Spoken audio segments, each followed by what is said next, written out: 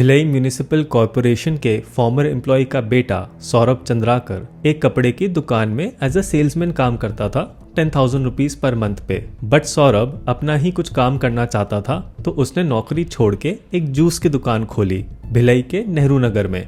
वहीं भिलाई में एक अपर मिडिल क्लास फैमिली से आता था रवि उप्पल, जिसका काम था बोरवेल इंस्टॉल करना और एक ऑयल रिलेटेड बिजनेस। अब एक तरफ जूस की दुकान चलाने वाला लड़का सौरभ और दूसरी तरफ भिलाई के पॉश इलाके में रहने वाला रवि। इतने डिफरेंट बैकग्राउंड के लोग आखिर दोस्त कैसे बने? इसकी वजह बनी इन दोनों का इंटरेस्ट बेटिंग में, यानी सट्टा लगाने में। और बस यहीं से दोनों की कहानी शुरू हुई।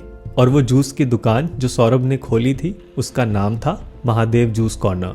ये दोनों ही सट्टा लगाया करते थे, बट ज्यादातर हारते थे। हारते हारते नुकसान इतना हो गया कि उन्होंने लोन लेना स्टार्ट कर दिया। अब सट्टा खेलने के लिए लोन कौन देगा? वही जो सट्टा खिलाता है। और धीरे धीरे वो पैसे भी डूबने शुरू हो गए। जब पैसे डूबने लगे और लोन वापस नहीं दिया जा रहा था, तो इन दोनों को डेथ थ्रेट्स आने लगे, मार डालने की धमकियां आने लगी। एंड फिर दोनों ने डिसाइड किया कि छत्तीसगढ़ से निकल के इंडिया छोड़ के चलते हैं दुबई। दुबई पहुंचने के बाद सौरभ और रवि की मुलाकात हुई एक पाकिस्तान के बंदे से, जिसने उन दोनों को एक शेख से मिलाया। फिर इन चारों ने मिलके एक प्लान बनाया ऑनलाइन बेटिंग बिजनेस चलाने का। शेख के पैसे की हेल्प से इन लोगों ने ऑनलाइन बिजनेस स्टार्ट किया, पर ये करने के लिए इनको एक ऐप की जरूरत होगी, तो इनने हैदराबाद के एक सिमिलर ऐप डेवलपर, एक सॉफ्टवेयर इंजीनियर को कॉन्टैक्ट किया। एंड अराउंड 2018 ऐप की मदद से ऑनलाइन बेटिंग स्टार्ट करी, जिसका नाम सौरभ की जूस की दुकान से लिया गया था, Mahadev online book app.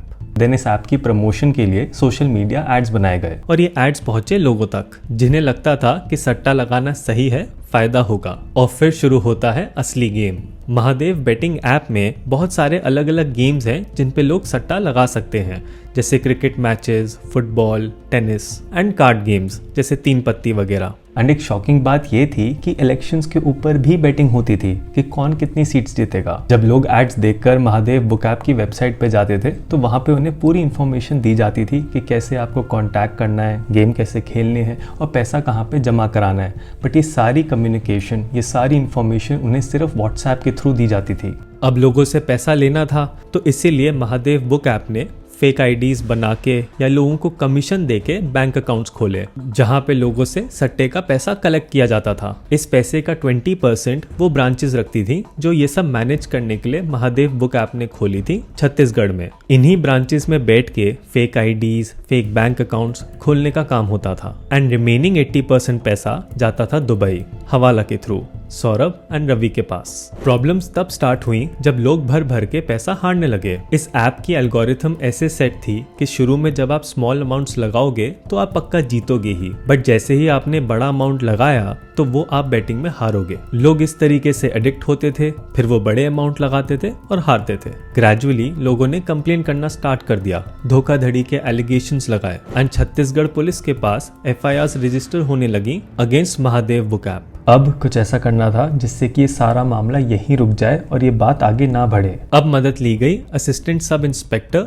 Chandrabhushan Verma की। इस ASI को 65 करोड़ की ब्राइब दी गई और ये पैसा आगे बांटा जाता था पुलिस एंड IPS ऑफिसर्स के साथ। पर्पस ये था कि जो ऐप की ब्रांचेस चल रही हैं वो ऐसी ही चलती जाएं और ये पंटर लोगों की जो FIRs हैं इनका कुछ ना किया जाए। इसी ASI वर्मा ने ऐप के प्रमोटर्स को मिलवाया विनोद वर्मा से, जो चीफ मिनिस्टर के पॉलिटिकल एडवाइजर हैं, और मिलवाया दमानी ब्रदर्स से, जो हवाला के थ्रू इंडिया से पैसा दुबई भेजते थे। महादेव बुक ऐप अच्छे से अपने ऑपरेशंस इसी तरीके से कर पा रहा था और उसे कोई प्रॉब्लम नहीं आ रही थी जब तक ये मामला इन्फोर्समेंट डायरेक्टोरेट के पास नहीं पहुंचा था। ED के आते ही 39 लोकेशंस पे रेड, 75 FIRs, 191 लैपटॉप्स, 429 लोगों को अरेस्ट कर लिया जा चुका है, 858 स्मार्टफोन्स, 1035 बैंक अकाउंट्स को सीज कर लिया जा चुका है। 2018 में ऑपरेशन स्टार्ट करके अभी तक ED के हिसाब से सौरभ और रवि ने कम से कम 5,000 करोड़ कमाए हैं, जो हवाला से उन्हें जाते थे।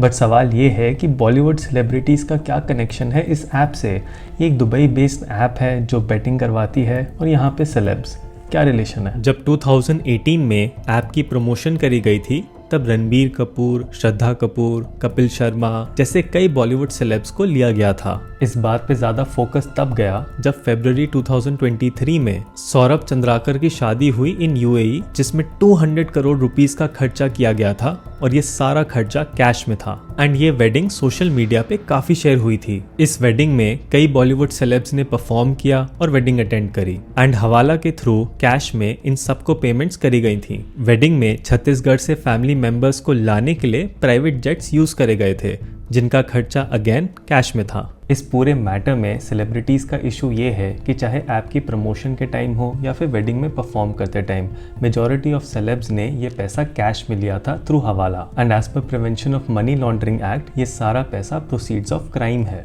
बिकॉज ये पैसा सट्टेबाजी करके जो इलीगल है उससे कमाया गया है। तो वो पैसे आप एक्सेप्ट कर रहे हो और कोई इनकम टैक्स तो दे नहीं रहे। सो इसीलिए इन सेलिब्रिटीज का क्या कनेक्शन है विद सौरभ एंड रवि, ये पूछताछ करी जा रही है। आज की डेट में सौरभ और रवि दोनों ही दुबई में हैं और अभी ईडी के हाथ नहीं लगे हैं। ये हवाला का सिस्टम कैसे ऑपरेट होता है स्टेप बाय स्टेप, अगर आपको नहीं पता है then you must watch this video. कितनी अजीब बात है ना कि कोई 5 साल 5,000 करोड़ रुपए निकाल गया और किसी को पता भी नहीं चला। ऐसा हो सकता है क्या? तुम्हें क्या लगता है? मुझे कमेंट्स में जरूर बताना। बाकी ये थी पूरी कहानी महादेव बुकिंग ऐप को लेकर। And if you like the video then do consider subscribing. मैं मिलता हूँ आपको नेक्स्ट वीडियो में एक नए टॉपिक के साथ। Till then you take care, have a nice day.